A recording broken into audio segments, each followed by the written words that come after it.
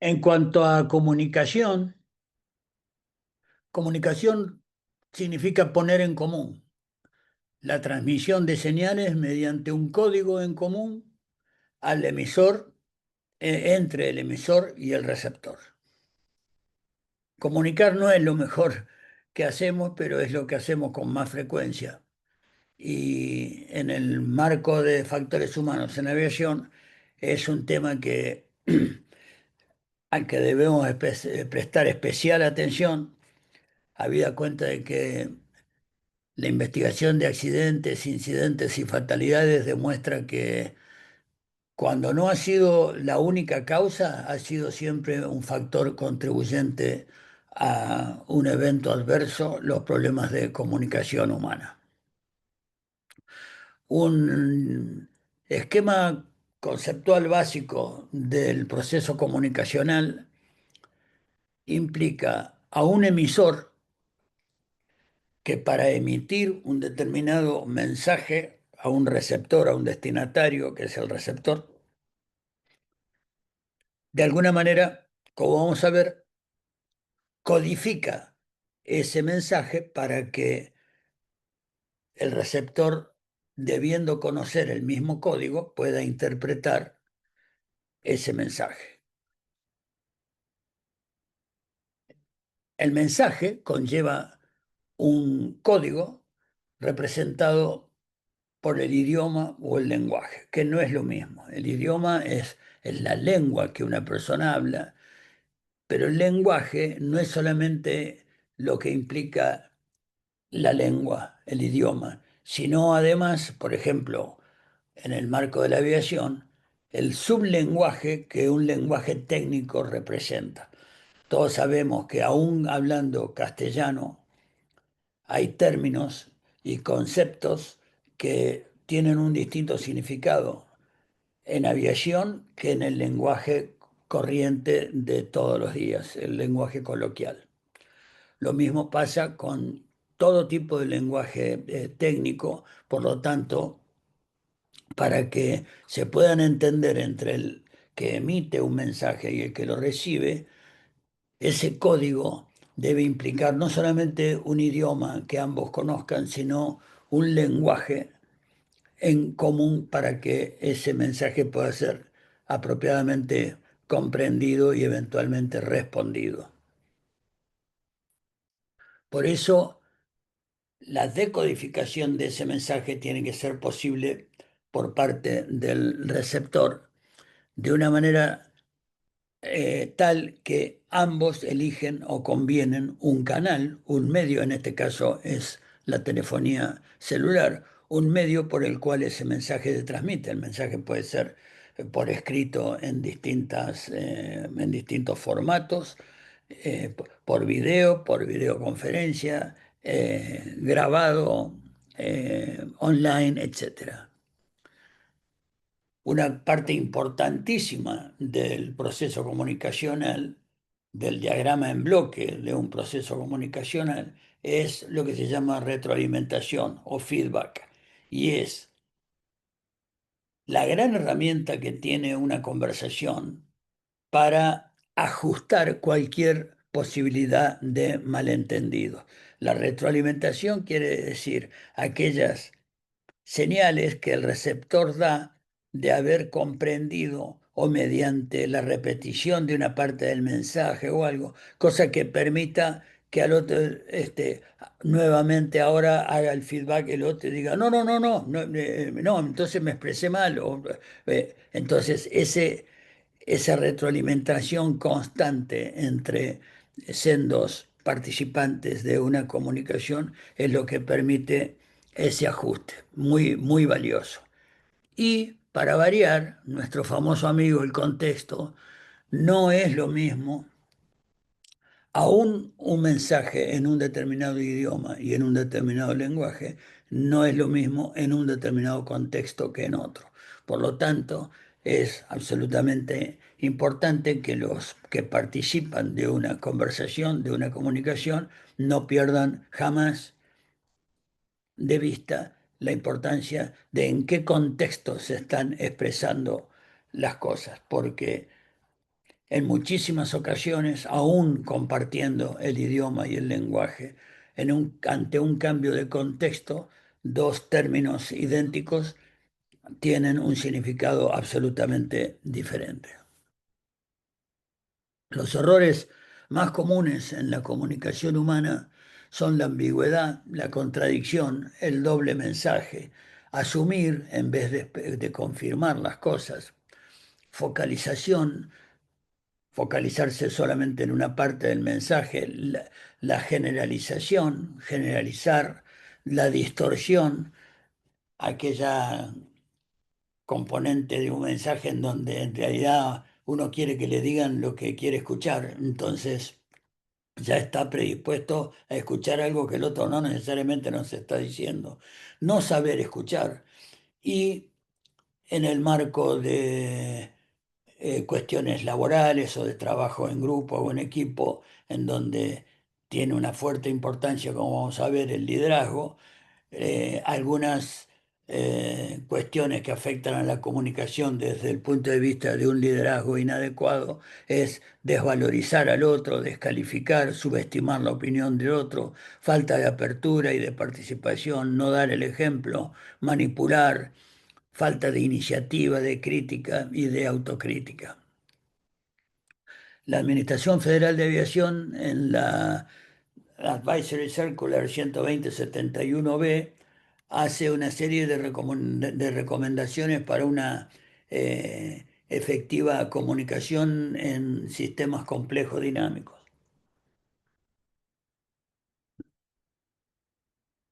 Evite el desorden y o la contaminación visual en el marco de una conversación.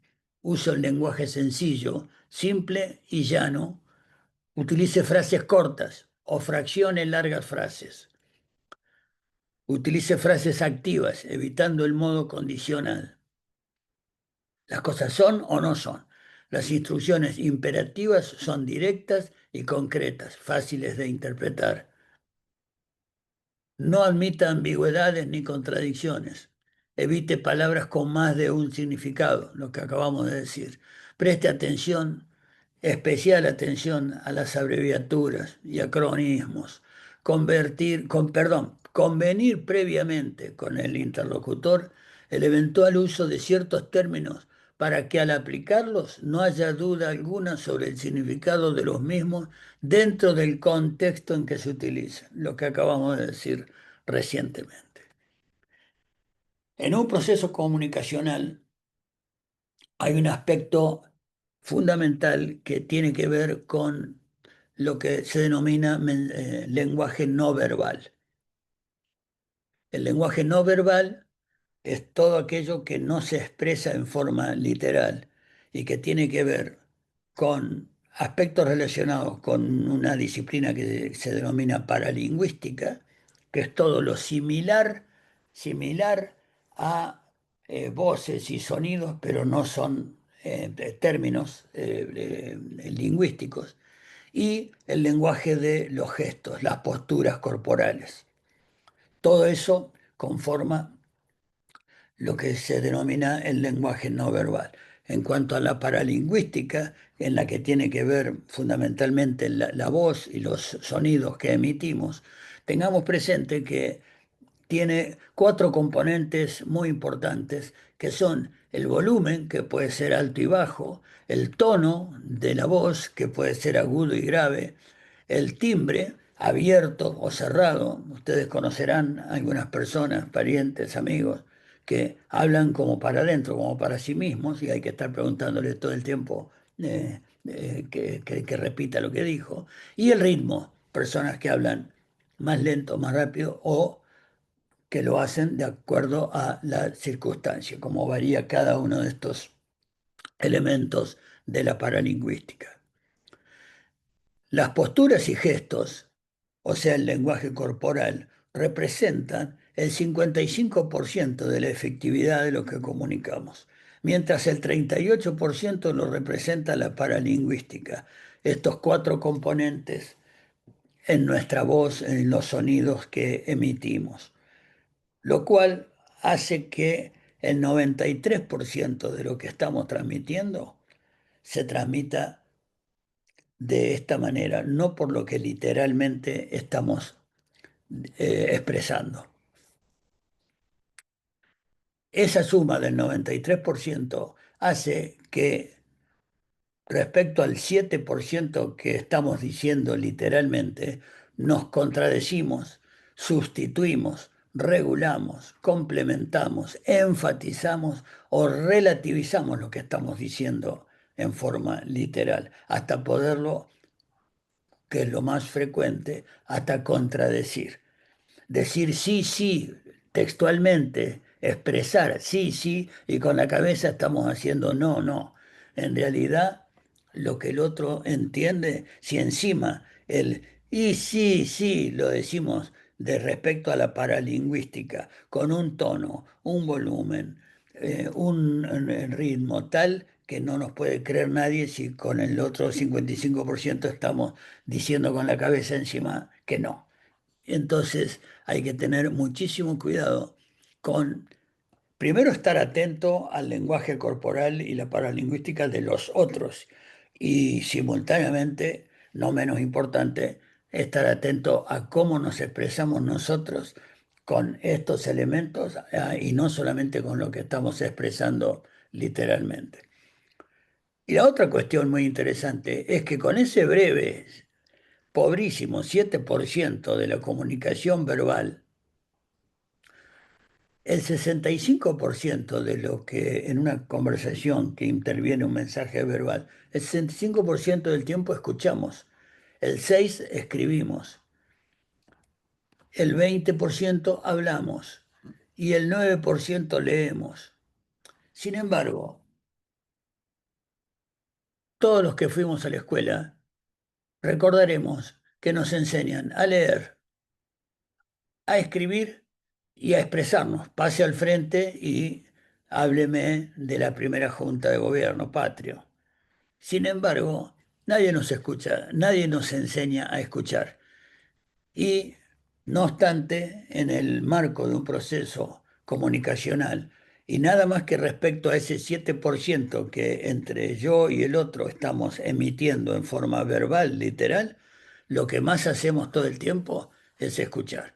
Y sin embargo, estamos preparados, educados para hacer el otro 35%.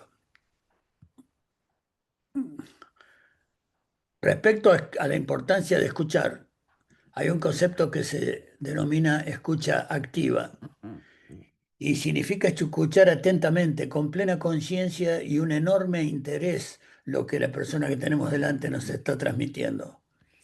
Por lo tanto, es muy importante que la escucha no solamente represente no interrumpir, sino mantener el contacto visual constante con la persona que nos está hablando.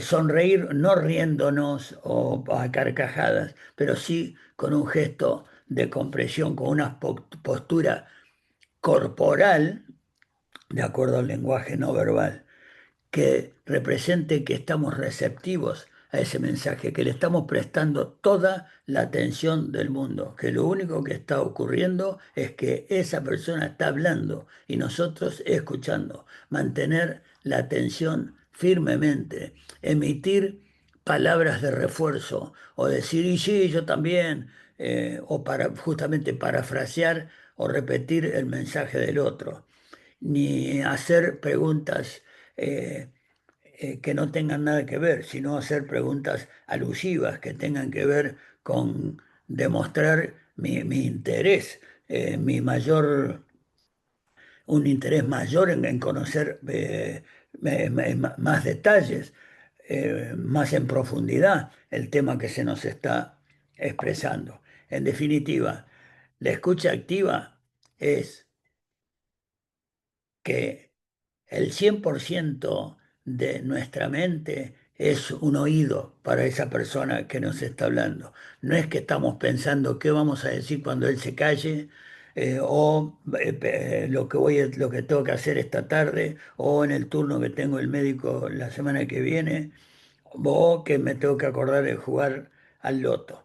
Es concentrarse porque alguien nos eligió a nosotros para conversar con nosotros. y lo menos que podemos hacer es tener una escucha plena, interesada, activa.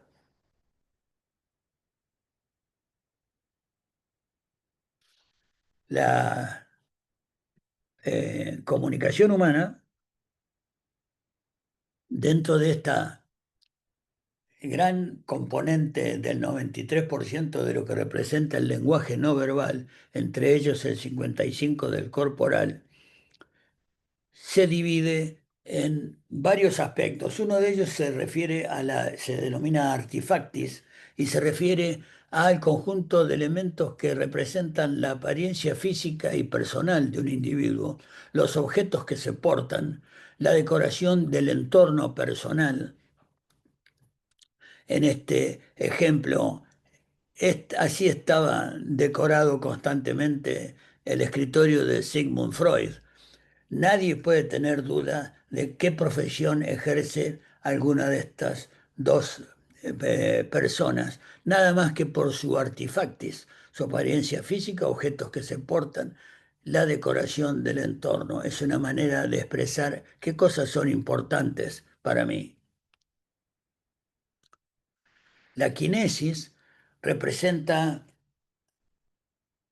la manera en que con ademanes alguien expresa algo que está, pues que se puede separar en tres grandes componentes. Los emblemas tienen una traducción verbal directa. Nadie puede tener duda que representan estos símbolos. Sin embargo, no estamos diciendo una sola palabra. Los ejemplificadores, como golpear fuertemente sobre un mostrador, sobre un pupitre, mientras uno se está expresando, acentúan o enfatizan lo que estoy diciendo verbalmente. Y los adaptadores son movimientos nerviosos, inconscientes, tamborilleo, repiqueteo, con los pies, con los dedos, etcétera.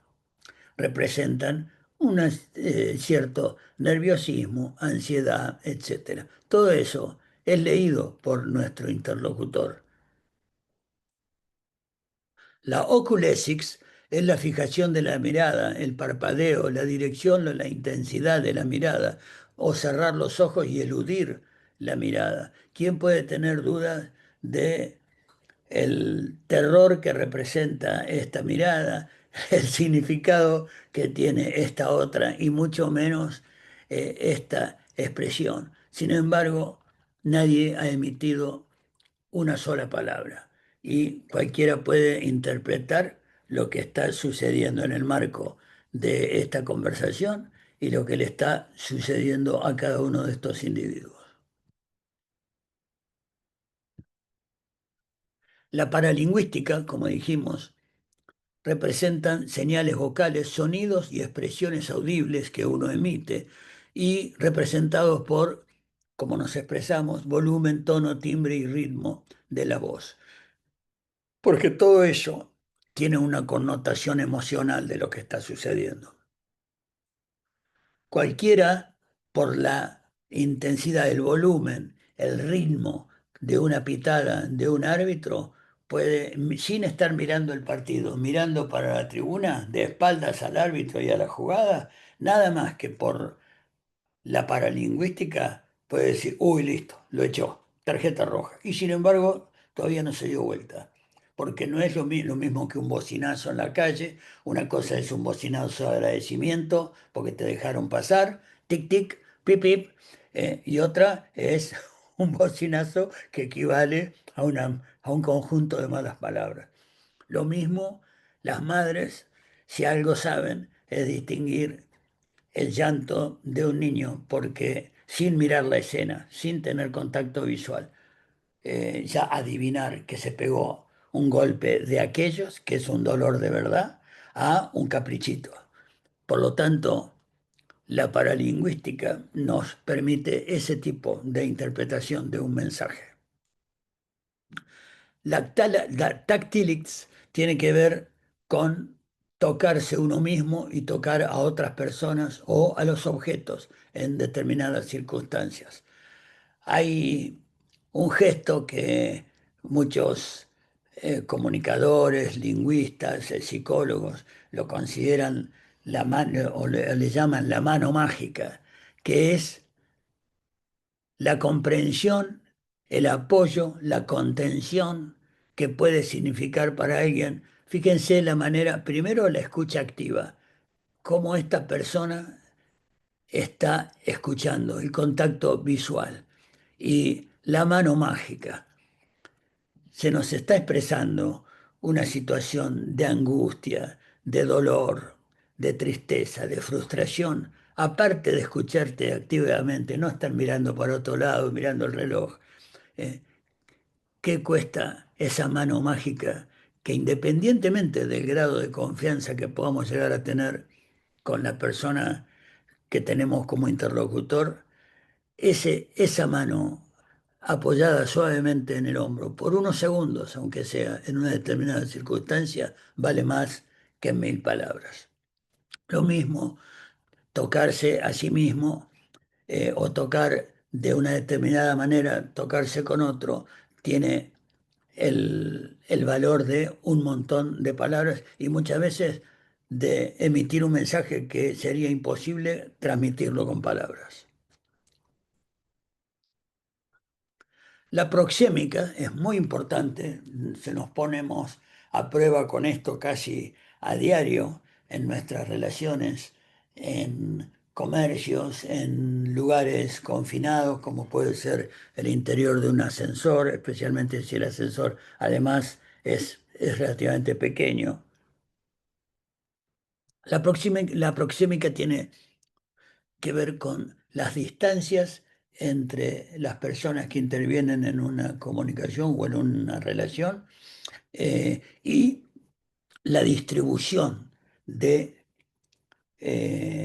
las personas trabajando en grupo, etcétera. Todo lo que tiene que ver con distribución y distancia y entre las personas. Se considera para estos efectos que a una distancia íntima, reservada para las relaciones íntimas, hasta 30 centímetros de la piel. Desde la piel, desde el contacto con la piel del otro, hasta 30 centímetros. La distancia personal entre 30 centímetros y 1 metro para las relaciones personales, las más cercanas, con hijos, amigos.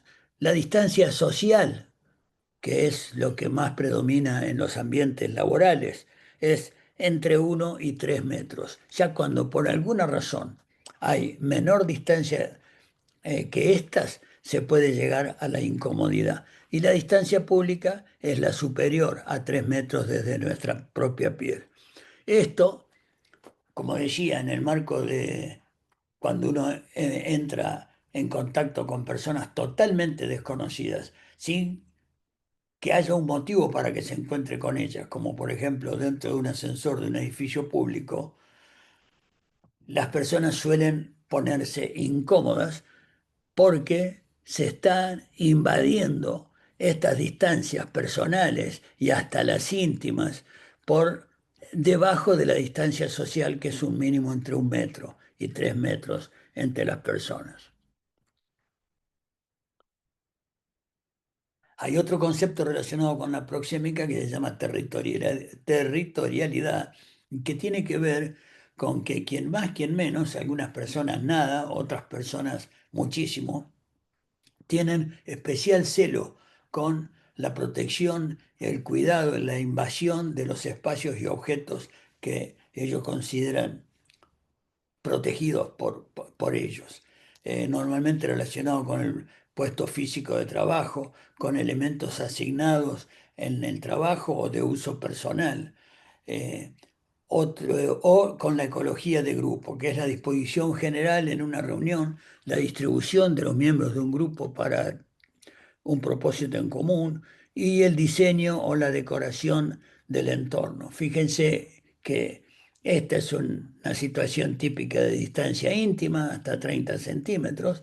Esta ya es una relación entre 30 centímetros y 1 metro, en donde independientemente que estén dedicados a cuestiones laborales, es obvio por la actitud de los participantes que hay mucha confianza entre ellos, hay una gran paridad etaria, etcétera.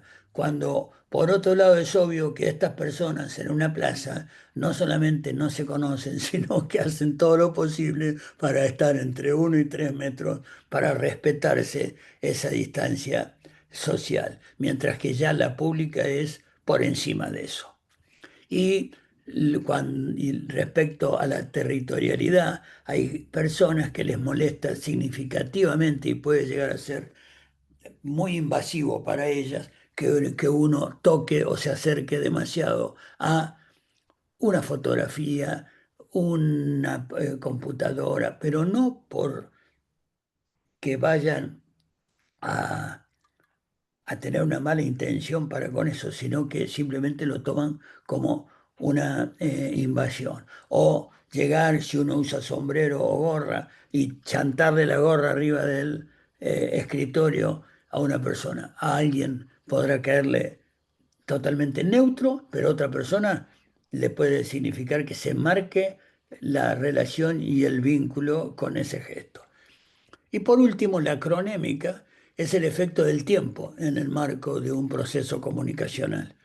Todos sabemos que si alguien alguna vez nos dice, perdón papá, tenés un minuto, mamá, tenés un minuto, o un amigo, che, en algún momento quisiera hablar con vos, no es cuestión de demorar mucho para asignarle ese tiempo, porque si por alguna razón nos están pidiendo tiempo. No solamente asignárselo, sino asignárselo generosamente. No estar mirando el reloj, no estar mirando por otro lado. El tiempo muchas veces es el factor que menos valoramos, menos atención le prestamos en el marco de un proceso comunicacional. Y muchas veces voluntaria o inconscientemente se nos va a juzgar y nosotros juzgamos a los demás por el tiempo que nos están dedicando. En definitiva, una persona muy inteligente señaló en algún momento que una buena conversación es como una minifalda. Tiene que ser lo suficientemente corta como para mantener el interés, pero lo suficientemente larga como para cubrir adecuadamente el tema.